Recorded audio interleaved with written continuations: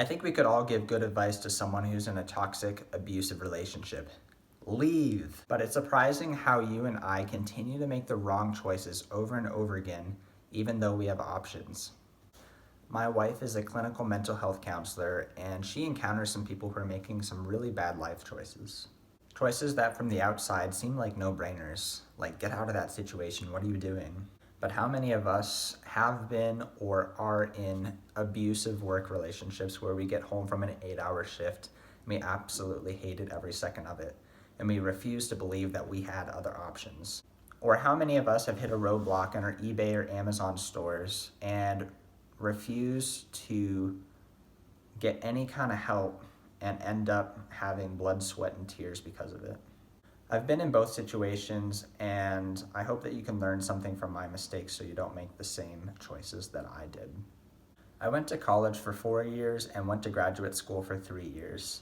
I had the belief that time was limited and that the work I was gonna do was only gonna be like pretty mediocre part-time work.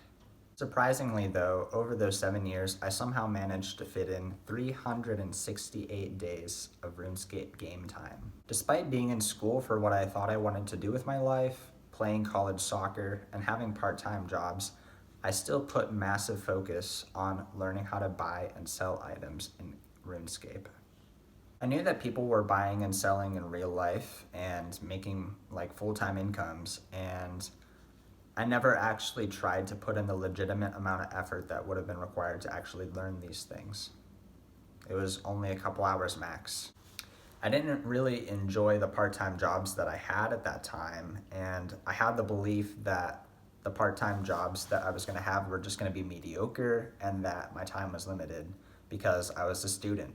It never clicked with me that if I obsessed about something in real life the way that I obsessed about a video game, that I could actually make something like buying and selling items that seemed like a pretty outlandish job into a full-time career.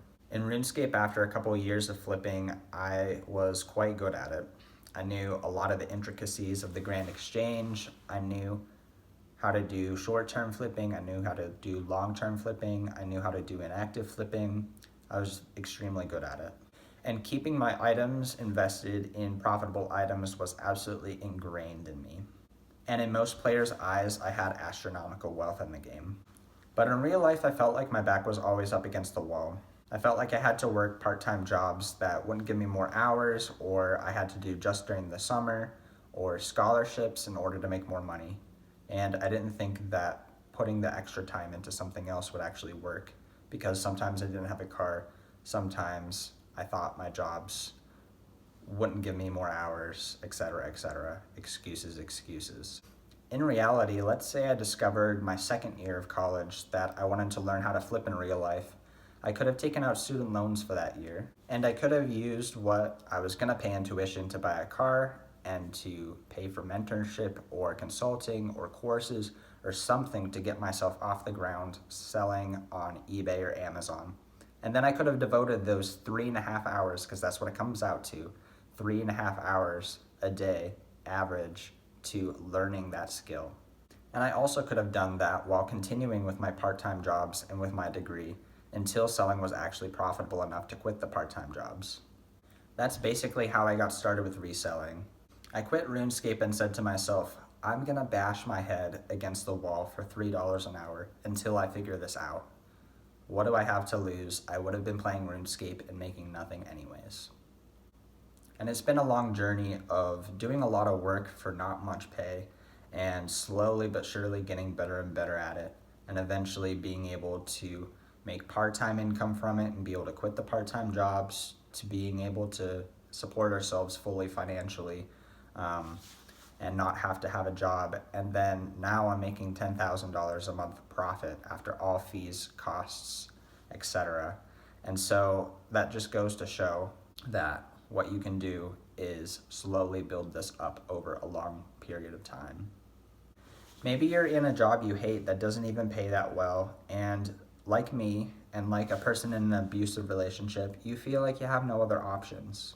Or maybe you already know how to resell, but you're struggling to find profitable items consistently. In both cases, you actually do have other options. just like a person has the option to leave in that type of relationship. Use software to save you time. Use services to save you time. Buy consulting from people who are ahead of you. Buy courses from people who are ahead of you. There are people who are ahead of you and are willing to give you the information that you need to get through that roadblock. You aren't actually stuck, and you do have more options than you think you do. We may have various extreme disadvantages against us that's going to make our growth slower. But if we seek out the right help, we can really progress much faster than we would have if we had tried to do so on our own. So prioritize getting the help that you need. If there's a roadblock, find someone who's gone through that roadblock and find a way to have them help you. If you're spending too much time on something, use a software, pay up for a software. There are solutions to the things that you are having problems with. If this video was inspiring or helpful in any way, then feel free to help me out by liking the video and subscribing. Have a great rest of the day and take care.